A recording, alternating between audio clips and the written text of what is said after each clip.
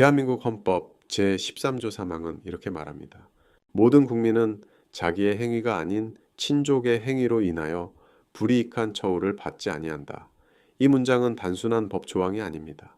누가 잘못했는지, 그 책임을 누구에게 물어야 하는지, 그 가장 기본적인 기준을 말하는 문장입니다. 책임은 개인의 행위에 따라 판단되어야 한다. 이것이 헌법이 말하는 상식입니다. 그런데 지금 우리는 묻지 않을 수 없습니다. 플랫폼의 규칙은 과연 이 상식을 지키고 있는가? 질서를 세운다는 이유로, 관리 효율을 높인다는 이유로 정말 잘못한 사람과 그렇지 않은 사람을 정확히 구분하고 있는가? 공개 확인 가능한 수치만 보더라도 헤이딜러의 영향력은 결코 작지 않습니다. 운영사 PR&D 컴퍼니의 공개 임직원 수는 2026년 2월 기준 168명입니다. 국민연금 갱신 기준으로는 167명입니다. 반면 헤이딜러 앱 소개에는 이렇게 적혀 있습니다. 매달 5만 대가 경매에 올라오고 40만 건이 넘는 딜러 입찰이 이루어진다. 그리고 전국 매입 딜러의 90%가 참여한다고 설명합니다. 또 2022년 보도에서는 활동 딜러 수를 약 8,000명으로 설명했습니다. 즉, 비교적 적은 운영 인원이 아주 거대한 거래 생태계에 실질적인 영향을 미치는 구조라는 뜻입니다. 이럴수록 규칙은 더 정교해야 합니다. 이럴수록 책임 판단은 더 세밀해야 합니다. 그런데 공개된 딜러용 이용 안내 정리 자료에는 이런 문구가 적혀 있습니다. 소속 상사 회원 딜러 중 2명 이상이 계정 정지된 경우, 만약 이 기준이 실제 현장에서 그대로 작동한다면 문제는 매우 분명해집니다. 개인의 위반이 개인의 책임에서 끝나지 않고 소속 전체의 불이익으로 확장되기 때문입니다. 물론 질서를 세우기 위한 관리 자체를 부정할 수는 없습니다. 허위 거래는 막아야 합니다. 부당한 감가는 막아야 합니다. 시장을 어지럽히는 행위에는 분명한 제재가 있어야 합니다. 실제로 헤이딜러도 부당감가 환급을 거부한 딜러는 계정이 정지된다고 설명합니다. 그러니까 문제는 제재가 있느냐 없느냐가 아닙니다. 문제는 그 책임이 어디까지 확장되느냐입니다. 그리고 바로 그 지점에서 다른 나라의 플랫폼들은 어떤 기준을 쓰는지 차분히 비교해 볼 필요가 있습니다. 이베이는 판매자 성과를 매달 평가합니다. 그리고 각 판매자에게 개별 셀러 퍼포먼스 레벨을 부여합니다. 기준 미달일 경우 제한이 갈 수 있다고 설명하지만 그 표현은 분명합니다. 당신의 계정, 즉 그 판매자의 계정입니다. 문제가 생겼을 때 책임의 기본 단위가 계정이라는 뜻입니다. 아마존은 더 엄격합니다. 아마존은 기본적으로 판매자당 하나의 계정을 원칙으로 두고 정당한 사업상 필요가 있을 때만 복수 계정을 인정합니다. 그리고 그중 하나가 정책 위반으로 비활성화되면 서로 연관된 계정들의 판매 활동에도 영향이 갈 수 있다고 설명합니다. 하지만 여기서도 핵심은 같습니다. 해외 플랫폼도 엄격합니다. 그렇지만 적어도 아무 상관없는 다수를 막연히 함께 묶는 방식이 아니라 계정 단위 혹은 연관성 단위로 책임을 설계합니다. 다시 말해 누가 누구와 실제로 연결되어 있는지, 어떤 행위가 있었는지 그 근거를 기준으로 책임을 묻는다는 겁니다. 그래서 진짜 질문은 이것입니다. 플랫폼은 어디까지 책임을 확대할 수 있는가?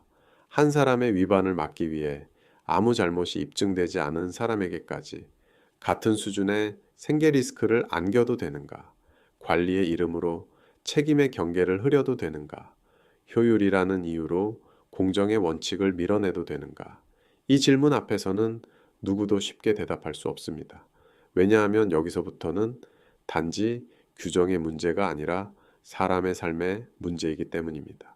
어떤 사람에게 정지는 그저 계정 상태 하나일지 모릅니다. 하지만 어떤 사람에게 정지는 그달 카드값을 미루는 일입니다. 아이 학원비를 고민하는 일입니다. 집에 돌아가 괜찮은 척 웃어야 하는 일입니다.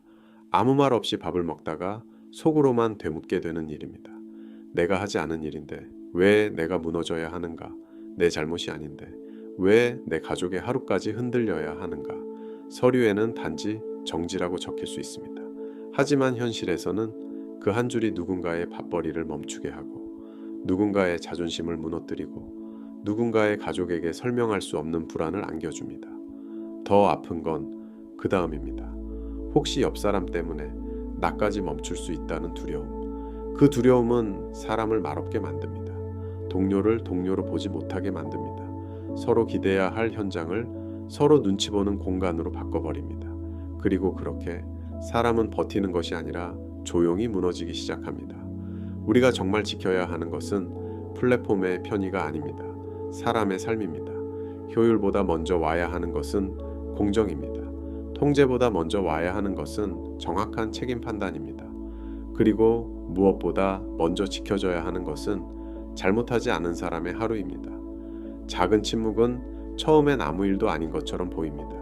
하지만 작은 침묵이 쌓이면 구조는 더 단단해집니다. 그래서 저는 나비 효과라는 말을 떠올립니다. 아주 작은 날갯짓 하나가 멀리서는 거대한 바람의 시작이 되듯 오늘의 침묵은 내일 더 큰 불이익의 기준이 될 수 있습니다. 반대로 오늘의 작은 문제 제기 하나는 내일 누군가의 일터를 지키는 시작이 될 수도 있습니다. 우리는 봐달라고 말하는 것이 아닙니다. 특혜를 달라는 것도 아닙니다. 우리는 단지 잘못한 사람에게는 정확히 책임을 묻고 잘못하지 않은 사람의 삶은 함부로 끊지 말아달라고 말하는 것입니다. 그건 과한 요구가 아닙니다. 그건 헌법이 지키려 했던 최소한이고 상식이 끝까지 포기해서는 안 되는 최소한의 선입니다. 혹시 이 이야기를 듣고 가슴 한쪽이 무거워지셨다면 그 이유는 아주 단순합니다. 이 이야기가 남의 일이 아니기 때문입니다. 누군가의 오늘이 흔들리면 언젠가는 우리의 내일도 흔들릴 수 있기 때문입니다. 그래서 지금 필요한 건 분노만이 아닙니다. 정확한 문제 제기입니다. 합리적인 요구입니다. 그리고 서로의 처지를 외면하지 않는 마음입니다. 그 마음이 모이면 침묵은 끝날 수 있습니다. 그 마음이 이어지면 당연하다고 여겨졌던 구조도 바뀔 수 있습니다. 혼자서는 작은 목소리일 수 있습니다. 하지만 같은 상식을 믿는 사람들이 이어지면 그건 더 이상 작은 목소리가 아닙니다. 책임은 개인에게, 제재는 비례하게, 절차는 정당하게, 그 당연한 원칙이 플랫폼 안에서도 당연해지는 날까지 이 이야기는 멈추지 않아야 합니다. 이 이야기에 동의하신다면 그냥 지나치지 말아 주십시오. 공감해 주십시오. 함께 퍼뜨려 주십시오. 그리고 구독으로 이 목소리가 더 멀리 갈 수 있도록 함께 해 주십시오. 당신의 한 번의 공감이 누군가에게는 버틸 이유가 되고 당신의 한 번의 구독이 누군가에게는 혼자가 아니라는 신호가 됩니다.